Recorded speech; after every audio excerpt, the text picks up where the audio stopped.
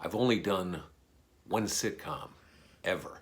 I've done a bunch of other acting. You know, it's always serious stuff. It's always dramatic stuff. It's always a cop or a bad guy or a bartender that knows something. One of those things. But I've never done a sitcom. So years ago, I got booked for the Cosby Show, and it was the last iteration of the Cosby Show, shot in Queens. My character was a cop. You know, I was doing a scene with Cosby, Robert Klein, Madeline Kahn, like, to me, comedy icons growing up, the three of them. You know, I watched them growing up. It was, to be in a scene with them, it was just going to be, I was really excited. At the time, I had this manager who went off his meds. So he told me to be there for rehearsal at 10:45. And, you know, he went off his meds and he just went swimming in the seas of bipolar and mania. And for those of you in the comedy world, it's not the guy you think it is. It's another guy, lesser known. So he told me to be there at 10:45. I show up. The security guy's like, "Oh, you were supposed to be here 2 hours ago." So he calls somebody to escort me to the set.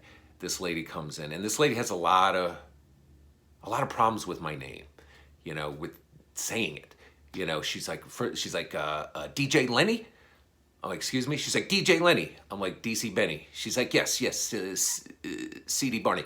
I need you to come with me right now, right? And it's, and she's like, now CD, you were supposed to be here 2 hours ago, you know. And I don't even want to correct her because I'm like, I'm late. And she's like, Dr. Cosby's very upset.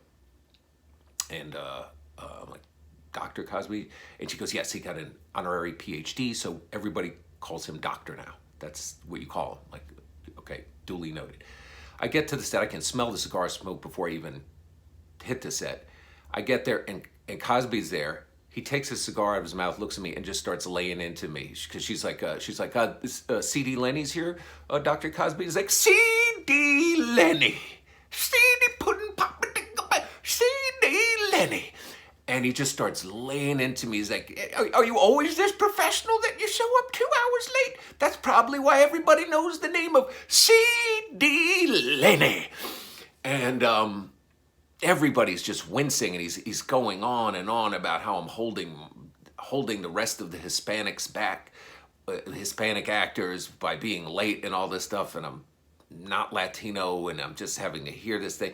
And I just want to explain that you know, that I got the wrong time. And I was like, excuse me, you know, Mr. Cosby. He's like, Mr. Doctor. And he's just, everybody's like, oh, like it was the worst possible thing I could have said, that I called him Mr. instead of Doctor. Anyway, we rehearsed the line. My little line is, I gotta go to Robert Klein. Hey, Jack, you know, the car's out front, right? And that's the line. And I go home that night. I just want a warm bath and a razor blade. It was just horrible because we're shooting the next day. My wife's like, just don't worry about it. Don't worry about it. You know, this is, you know, you're gonna be fine. You go tomorrow, you shoot the thing, you know the line, just be on time, and don't screw it up. It's fine. You know, you'll be fine. I'm like, you're right. And my mother-in-law was always like, market yourself, too. Market yourself. You gotta market yourself. You know, so that's what my wife says. You gotta market yourself. Go there and, you know, talk to the people on the set, market yourself a little bit. I'm like, market myself. Yeah, that's what I'm gonna do, market myself. So I get there the next day. I'm early the next day. I got my line. I'm practicing it in the dressing room. You know, Jack, car's out front. Hey, Jack, I got the car out front. Jack, car out front. I got it 20 million ways, right? And there's an intercom in there, and I'm hearing these announcements, you know, various announcements. And depending on how important you are on the, you know, food scale there, you know, is the tone of the announcement. Let me explain. Like, you know, it'll be like, John, get to craft services. And they'll be like, oh, Ms. Khan, whenever you're ready, you can go to makeup and hair. Mr. Klein, should you want to go to makeup and hair, now would be a good time, but whenever's a good time. You know, those kind of announcements. Then there's one, Dr. C, get to the set. I'm like, I guess we're getting ready to shoot. Calling Dr. Cosby. About 5 minutes later, guests back on. Dr. C, get to the set now. I'm like, ooh, somebody gonna get yelled at talking to Dr. Cosby like that, and it's not gonna be me. 5 minutes later, Dr. C, this is the third time we're announcing this, get to the set. I'm like, oh man, I just want to get to the set just to see someone else get yelled at, like the shit that I had, speaking like that, the Dr. C. The door opens to my dressing room, the lady with the clipboard, who's fucking up my name again. She's like, Dr. C. Lenny, we've made 3 announcements. You're not at the set. What's the problem? I'm like, the problem is I'm not Dr. C. Lenny.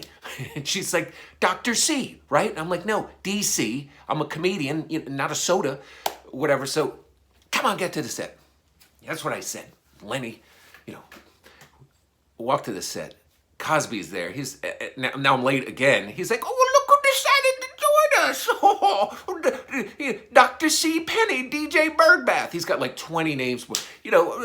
So nice of you. Did we disturb your nap or whatever? I'm like, I'm sorry. I know you're sorry.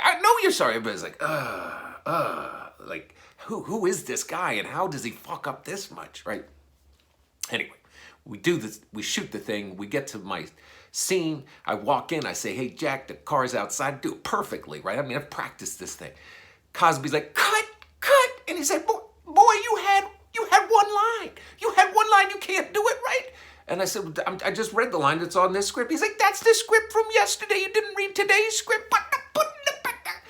And I didn't know there was another script. So there was another script. They had added line, hey, Jack, the car's going to be outside. I'll meet you there, right? So he's like, do you think you could possibly memorize it now? Or we're going to have to take the day off for the pudding pop thing? So I'm like, okay, I got it. We do the line. I'm done. I just got to get out of there. I go to my dressing room. I have a script that's being faxed. Some pages from a script for an audition, some sides that being faxed to an office in Kaufman, Astoria, right? I go to the office, I grab it for something completely different, and ask the lady, because I got a long train ride home, is there a bathroom I could use over here? She's like, yeah, it's down the hall, make a left. She goes, the door sticks, so you have to really pull on it. Go down the hall, make a left, there's a bathroom. Door stuck, like she said, so I give it a yank, and it opens as it's a one toilet bathroom, and there's a dude taking a shit on the toilet yelling at me in a suit. One of these executives there, he's like, get out, there's a bathroom, knock on the door, what the fuck is this, where did you grow up? It's just laying it. I just hold my pee. I take the train home. Next day I get to the set, right? I'm like, today it was the easy day. It was gonna be easy day because it's just Cosby does what we do is we do the episode like a play. There's a live audience that is busing from a church that sits in these bleachers, and you do it like a play, right? And so I'm standing there watching these folks come in, and I haven't changed into my wardrobe. I'm there early. I'm just like checking out the crowd the way a comedian does in a club. And they have a comedian there that's doing warm-up once people sit down. It's some guy from Atlanta. And the guy is talking to people, and he's doing a horrible job. And then he turns around, he sees me, and he starts laying into me in front of these people, right? And he's like, look at this dude, where'd you get them shoes? They're done on that side. You might want to flip them bad boys over in the hat. And so I'm like, what the fuck? So I just lay into this guy, right? I'm like, I'm not gonna take this from this guy, in front of these people. It's my instincts, So I'm like talking about he's got the thick eyebrow, looks like a mustache that made a U-turn. I got all my little jokes in my pocket, his big ears. I'm like, you use Q-tips or tampons on those ears, the teeth, he's got big teeth. I'm like, I don't know, I had teeth jokes, ear jokes, eye jokes, and I'm just tearing apart this dude's anatomy in front of these people, and they're laughing. And the door opens, the lady with the clipboard shows up, and she's like, CD Birdbath. I'm like, and she goes, what are you doing? What are you doing? I'm like, that guy was making fun of me. And she's like, don't talk to the people. Don't talk to the people, right? And some lady stood up, she's like, that motherfucker funny. That other motherfucker not funny, and points to the warm-up guy. And I was like, see? She's like, just don't. And she goes, oh, what about this? And hands me a memo. And it's a big yellow piece of paper that says, from head offices of Kaufman Astoria Studios, actors not allowed to use bathrooms in the left wing of the studio or whatever. And she's like, don't use the bathroom. I'm like, oh my God, I gotta get out of this place. So now we're ready to do the play part. I've never done a play before. It was an English major, believe it or not. And this is what you get when you're an English major. You're in your basement telling stories to your phone.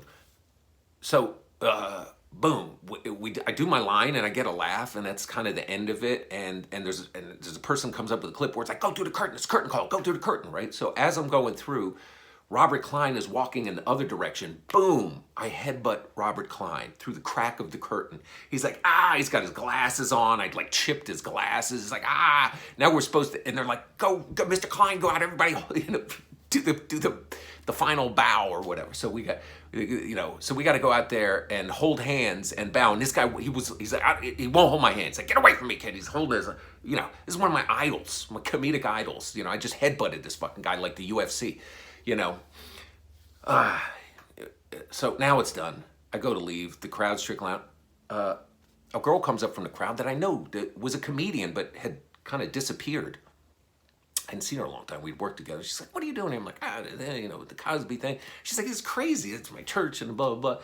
And I go, where have you been? She goes, there was a situation with a stalker, but, so I just kind of chilled on the comedy. I'm like, oh, that's unfortunate. She goes, but you met Mr. Cosby, Dr. Cosby's a friend of mine. And I'm like, oh, that's great. Yeah, but I go, honestly, it didn't really go well. She's like, no, what? She's like, let me introduce you. I'm like, really? I don't think that's a good thing. She's like, if you're with me, it's going to be all good. Just trust me. So I'm like, all right. So she goes to his office. He's in the back. He's sitting there. I smell the cigar smoke. She walks in. She's like, Dr. Cosby, how are you? And he looks at her. He takes the cigar like this really slowly. And he's like, what the hell are you doing I told you, don't come upon these premises again. Pudding pop with the big, he's just going off. And he's like, there was a restraining order put out, and you did, and then he sees me, and he's like, oh, and I should have known, right? And so it all dawns on me, like the stalking thing. She wasn't being pursued by a stalker. She must have been a stalker. So anyway, I get out of there. I'm like, what? This thing is what a disaster, right? The show airs.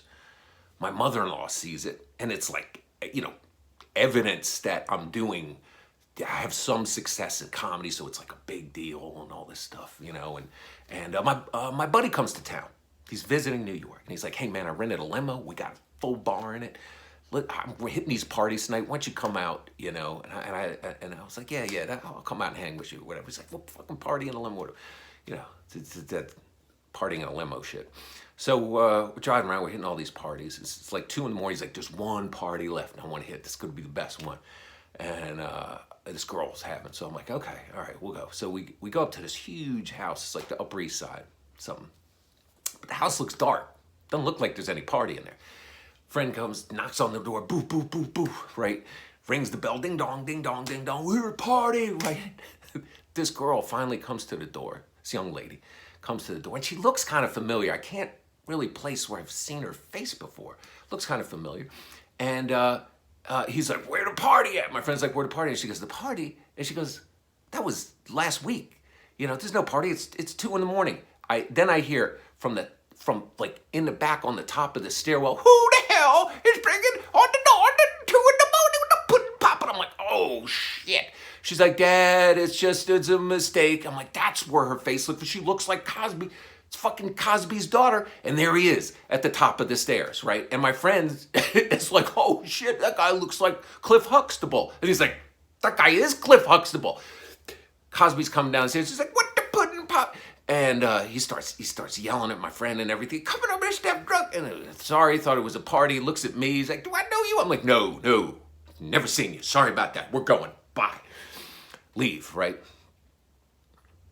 Week later, my mother-in-law calls me up. She's like, we're all so proud of you about the little Cosby show thing you did. And I have a friend that owns a place called Ben's Chili in D.C. And Cosby always gets the chili. He loves it. He gets it delivered weekly or every other week. So what we did is we took your headshot and we slipped it in the last shipment that just went out right on top. So he's definitely going to remember you and see you and use you for other stuff. So that's how you market yourself, ladies and gentlemen. For all you young comics out there, that is how you market yourself. You got to put that headshot on the chili.